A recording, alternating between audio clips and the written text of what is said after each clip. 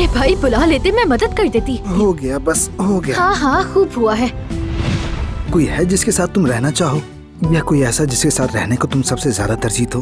इस वक्त मेरी जिंदगी में सबसे अहम मेरी नौकरी है, लेकिन जाहिर है मेरी जिंदगी तुम्हारे घर तक महदूद नहीं।